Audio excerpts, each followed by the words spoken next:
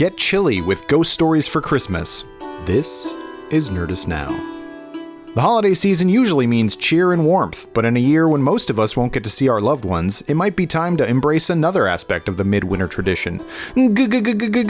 Ghosts! That's right. Just like that one song says, the most wonderful time of the year is time for scary ghost stories. It's not as weird as it may sound to Americans. In the UK, spooky ghost stories have been a staple of Christmastime for years, and not just the past, the present, and the future variety. In fact, some of the finest ghost stories ever written have been turned into a series of specials on British television over the years, and they are the perfect mixture of chilling and droll. Bit too spooky for me. Just what you want from the Brits. You can find just about all of them on the internet, unless you're scared. So here's what you need to know about ghost stories for Christmas, the spookiest Yuletide tradition.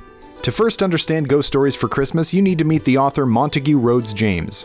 M.R. James was a medievalist scholar and academic in the late 1800s and early 1900s. While working at King's College, Cambridge, he wrote the first of his now legendary ghost stories, which he would read to the boys as a Christmas treat. These stories proved so beloved that he later began publishing books of them. The first of these, Ghost Stories of an Antiquary, was published in 1904. James's ghost stories almost always take place in contemporary setting, featuring a young, often stuffy intellectual type as the protagonist. They take place in charming country villages or seaside destinations, and deal with antique objects which unleash dark and otherworldly presences. And the ghosts in James' stories are always bad. He once said of his spirits, "The ghosts should be malevolent or odious. Amiable and helpful apparitions are all very well in fairy tales or in local legends, but I have no use for them in a fictitious ghost story." And it shows. James's ghosts are brutal, leaving many of his protagonists with permanent psychological scars, if not fully dead. James's stories are some of the most beloved ghost stories in the canon, and they made their way to the small screen as part of the anthology series Omnibus in 1968. Whistle and I'll Come to You, directed by Jonathan Miller, follows Professor Parkin, a supremely pompous and doddering academic who heads to a resort town in the off-season to get a bit of fresh air. While on a hike, he finds an unkempt ancient graveyard and a small bone whistle sticking out of the ground. He, an idiot, picks up the whistle and plays it, and almost immediately he feels a strange shadowy presence all around him. Terrifying dreams follow, and the supremely unsuperstitious Parkin finds he has a roommate at the hotel he wasn't aware of. Whistle and I'll Come to You is a legendary piece of British television, but it didn't air at Christmas.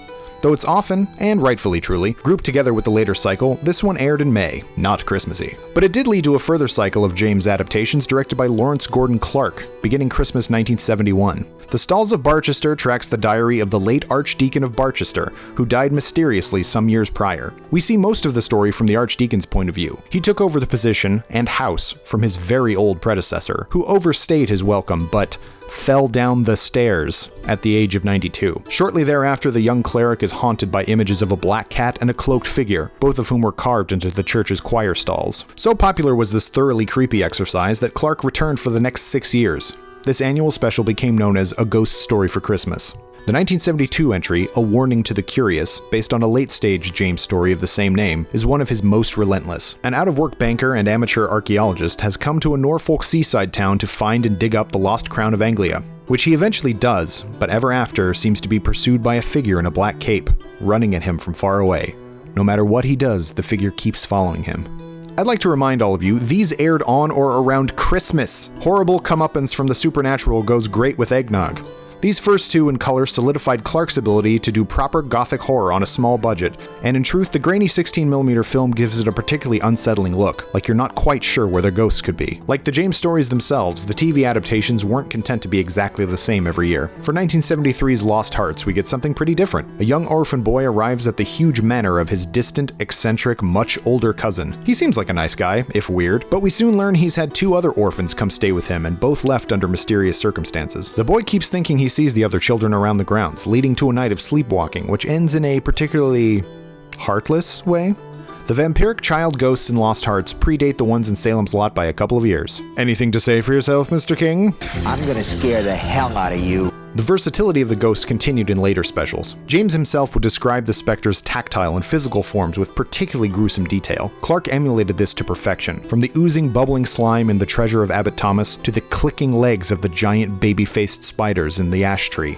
The big scare moments at the climaxes of these shorts became the stuff of TV legend, and surely made waiting up for St. Nick to arrive much more ominous. Though the ghost stories for Christmas continued past 1974, they were no longer M.R. James adaptations. That is, until 2005, when various various filmmakers would revive the chilly tales of antiques, arrogance, and agony. Since 2013, the steward of keeping M.R. James's Christmas ghost stories alive has been Doctor Who and Sherlock writer Mark Gatiss. A huge fan of the author and of the TV specials from the 70s, Gatiss has to date adapted 2 James stories for TV, with casts full of Doctor Who actors. His first, in 2013, is the Tractate Midith, which finds an aging man looking for a particular copy of a book of Jewish mysticism. When he inquires at a university library, a young employee goes to retrieve it only to be stricken with terror. It seems a nasty, putrid-smelling figure is guarding the book, and the secret to a fortune hidden within its pages. Though modern in its visual presentation, Gatiss keeps to the tone and pace of the earlier films, and imbues his interpretation of the malignant spirit with true awful power. Again, Christmas! The final ghost story for Christmas to date came in 2019. Gatiss's adaptation of James's Martin's Close featured none other than Peter Capaldi as a prosecutor making the case against a wealthy landowner in late 1600s. The man, John Martin, is charged with murdering his innocent mistress when she gets in the way of a marriage proposal to a wealthy young lass. What complicates matters is the supposed murder victim has been seen around the town, and Mr. Martin sure does seem to think she's out to get him, maybe from beyond the grave. None of these specials are very long, but they all perfectly capture the chill in the air and the wail on the wind that can make December more than a bit sinister, if you're in the right frame of mind for it. You can find all of these specials online, and they're well worth the look. And check out all of M.R. James's ghost stories at your local library. Let us know in the comments below what story scared you the most while hanging your lights and stockings. And for everything else in the world of nerdy antiquities, keep it glued to Nerdist.com.